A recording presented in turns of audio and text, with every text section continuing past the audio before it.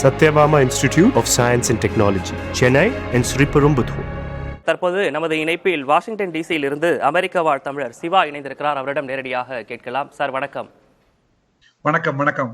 Sir, Donald ட்ரம்போட இந்த நடவடிக்கை முன்பே எதிர்பார்க்கப்பட்ட ஒன்றுதான் என்றாலும் கூட இது எந்த அளவுக்கு இம்பாக்டை ஏற்படுத்தும் சார்? இப்போ இது உலக நாடுகள் மிக மிக வன்மையாக கண்டிப்பாங்க. நாளை பின்ன பார்த்தீங்கன்னா இங்கே அமெரிக்காவில் இரவு 8:30 மணி. அது மட்டும் இல்லாமல் கடந்த 3 நாட்களாகவே அவர் உக்ரைன் அதிபர் வெள்ளை மாளிகை வந்தது, அவர்களை மரியாதை குறைவாக அவர்கள் நடத்தியது, இவர்களெல்லாம் உலக அரசியலில் பேசு பொருளாக ஆகியிருக்கிறது.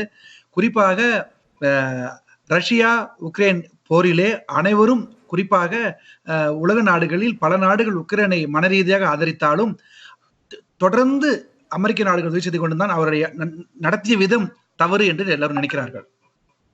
கனிம வளம் உள்ளிட்ட பல்வேறு ஒப்பந்தங்களை கையெழுத்திடுவதற்காக அவர் வெள்ளை மாளிகைக்கு அழைக்கப்பட்டிருந்தார். அதனுடைய ஒரு தாக்கமாக தான் இதை பார்க்கணுமா சார்? இது நிச்சயமா. பொதுவா உலகத்தில் இருக்கிற அதே தலைவர்களுமே அமெரிக்க அதிபரை பார்க்க வருவது ஒரு மரபு தான். ஆனா அந்த போர் காலகட்டத்தில் அவர் வந்திருப்பது முக்கியமா ஊடகங்களை வர வச்சு பேச வச்சாங்க. அவரை மரியாதை குறைவா நடத்திட்டாங்க அப்படிங்கிறதான் எல்லாரும் பேசப்படுது. அவர் ஏன் கோட் ஷூட் போடல, அவர் பாத்தீங்கன்னா 2022 முதல் இன்று வரை கடந்த 3 ஆண்டுகளா இந்த மாதிரிதான் உடை அணிஞ்சிருக்காரு. அது காரணம் he has to respect the soldiers அப்படிங்கிறதுனால. களத்தில் இருப்பவர், போரில் இருப்பவர், அவரை மரியாதை குறைவா நடத்துறது கொண்டு தவறு. அது மட்டும் இல்லாமல் அந்த அமெரிக்க துணை அதிபர் இருக்காருல்ல, JD Vance, our have you ever been asked to thank you அப்படின்னு கேட்டாரு. அது தவறு. அவர் சொன்னாரு, நான் பலமுறை தேங்க்யூ கேட்டிருக்கேன்னாரு. அடுத்த நாள் பாத்தீங்கன்னா CNN 33 முறை நன்றி கேட்டிருக்காரு, நன்றி சொல்லியிருக்காரு, நன்றி நன்றி நன்றின்னு. ரொம்ப இதை போல நீங்க சைனா அதிபர்கிட்டையோ ரஷ்ய அதிபர்கிட்டையோ கொரிய அதிபர்கிட்டையோ பேச முடியுமா? இது மிக மிக தவறான ஒரு முன்னுதாரணம். உலக நாடுகள் மிக மிக வருத்தப்படுகின்றன.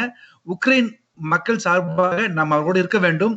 போரிலே எண்ணற்ற உயிர்களை இழந்திருக்கிறார்கள். ஒரு சிறிய நாடு ரஷ்யா என்பது மிகப்பெரிய நாடு, எதிர்த்து இவர்கள் போரிடுவது என்பது சாதாரண விஷயம் அல்ல. அது மட்டும் அல்ல, ட்ரம்ப் அவர்கள் பேசும்பொழுது 2 வாரத்துல இந்த போரை முடிச்சிருவேன் அப்படின்னாரு. அவர் இப்படிதான் சொன்னார், அவரும் சொன்னாரு அப்படின்னாரு. மேபி லெஸ் அப்படின்னாரு. அவ்வளவு ஒரு அதிகார போதையில் மிக மிக ஆதிக்கமாக பேசியது தவறாக பார்க்கப்படுகிறது.